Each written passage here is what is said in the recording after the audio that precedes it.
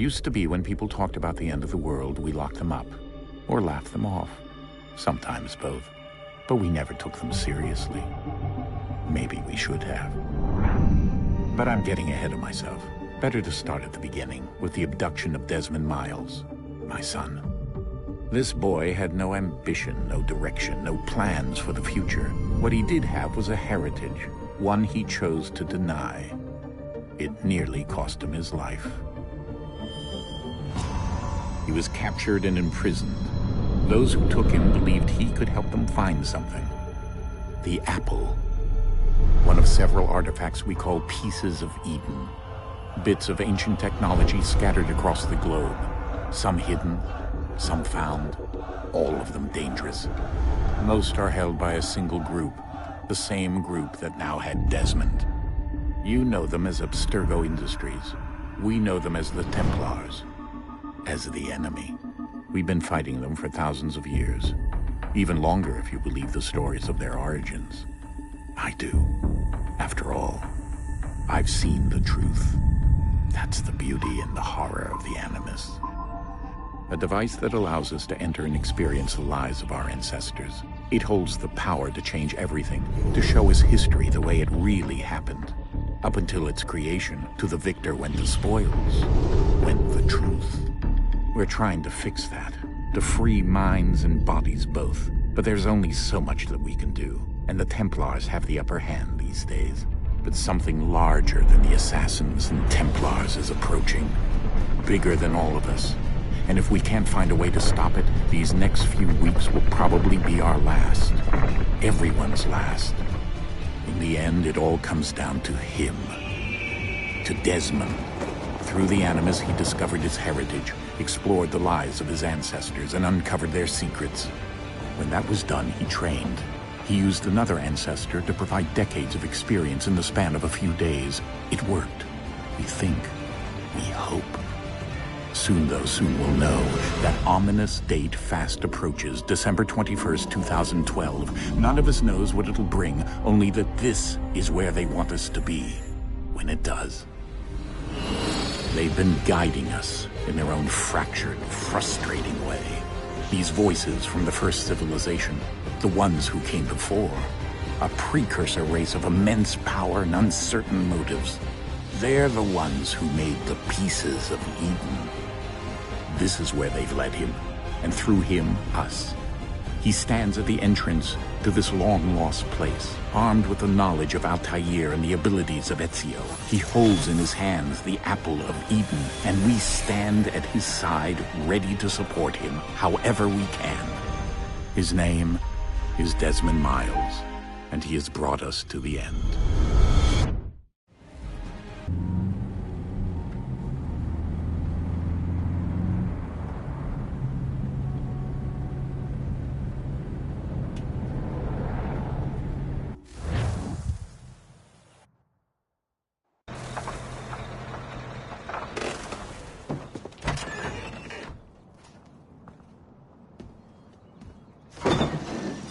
We're here.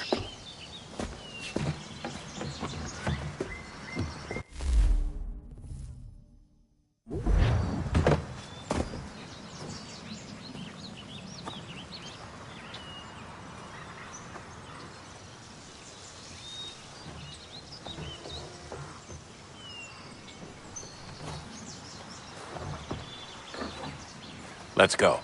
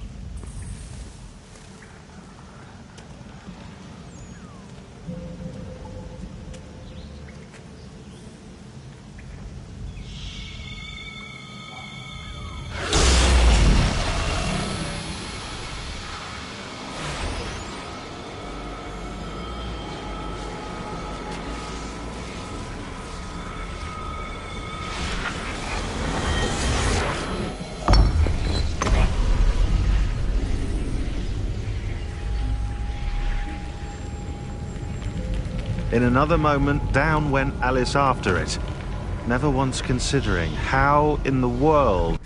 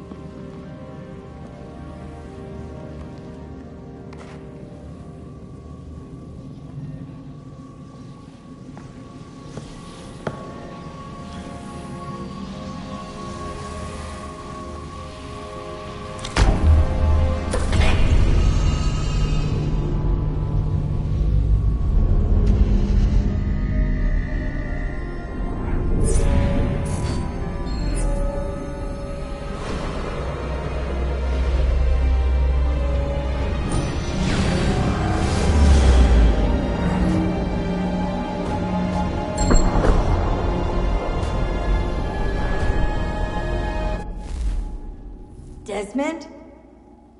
Do you hear us? Yeah. What happened? The temple triggered a bleeding effect. You collapsed and entered into a fugue state.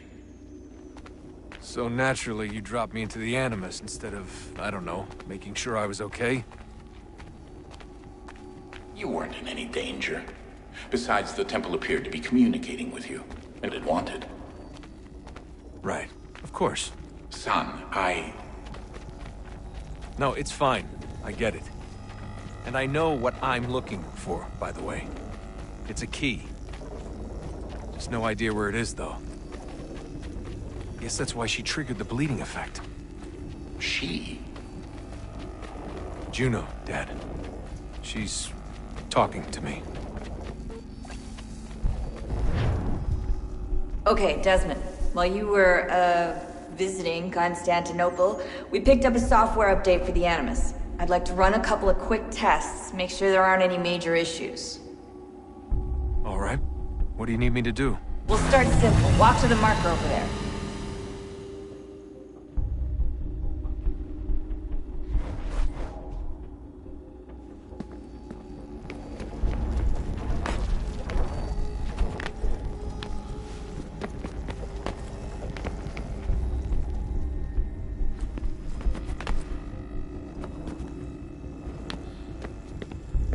Okay, Desmond. Let's practice climbing on these objects.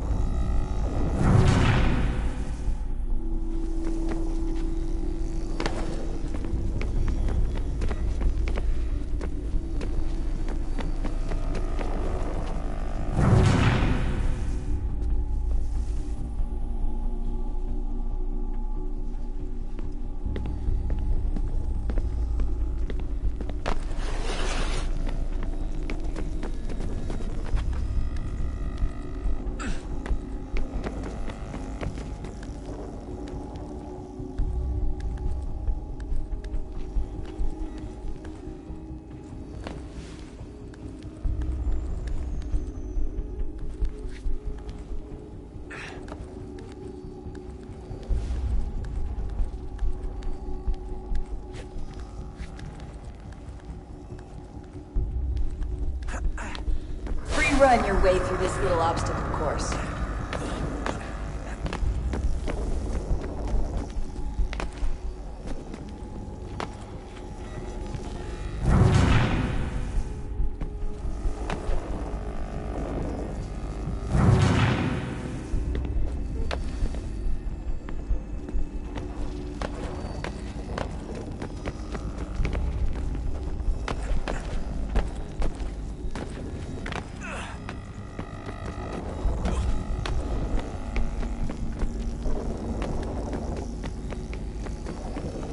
that's a constraint. These are optional objectives that raise your synchronization rate. Alright, Desmond. Follow the on-screen instructions and kill the 2 Templars.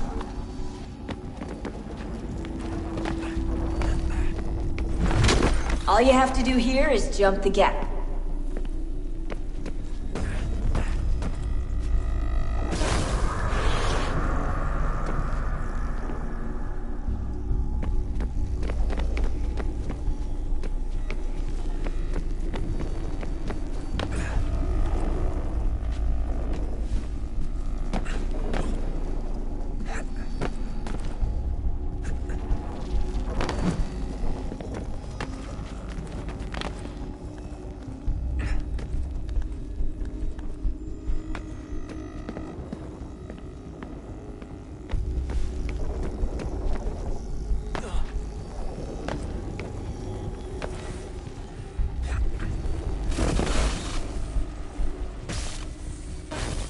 Synchronization levels look good now.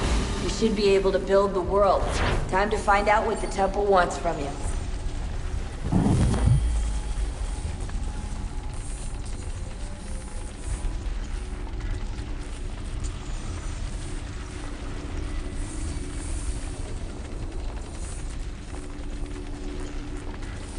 Sir? Sir?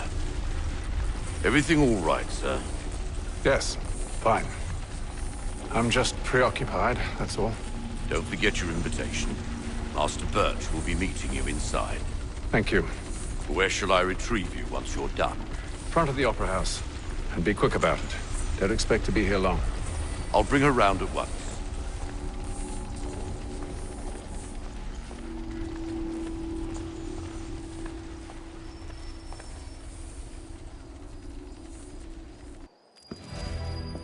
Invitation, please. Shall I take your coat, sir?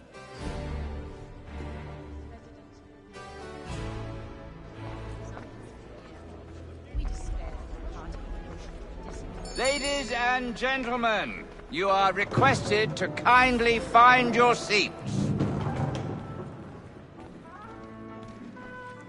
Good evening, sir. This way, please.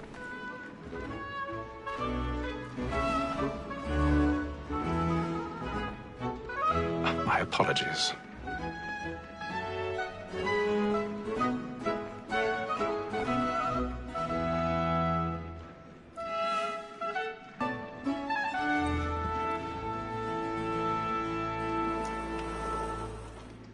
Evening, Haytham. Reginald? I can't tell you how happy I was to hear they'd mounted this revival. Gay's best work by far. Have you seen it before? Once. My father brought me here as a child. Though I remember little of it. I don't suppose tonight will afford me the luxury of a proper viewing either. No, I'm afraid it won't. On to business then. Do you see him? Because he's so great, thinks his trade as honest as mine.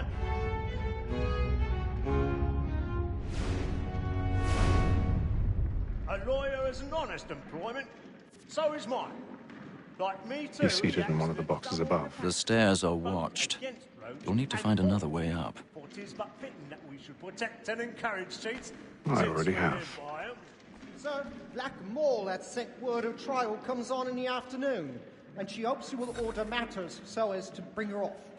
As the wench is very active and industrious, you may satisfy her that I'll soften the evidence. Tom Gag, sir, is found guilty. 1,000 pardons. Lazy dog. My apologies. The time before, I told him what would come to if he did not mend his hand. This is death without reprieve. I may mention a book. Tom Gag, £40. Let Betty Sly know I'll save her from the transportation, so I can get more by her staying in England. Betty has brought more goods into our lofty year than any five of the gang. And in truth, 'tis a pity to lose so good a customer. If none of the gang take her off, she may, in the common course of business, live at 12 months longer. I love to let women skate.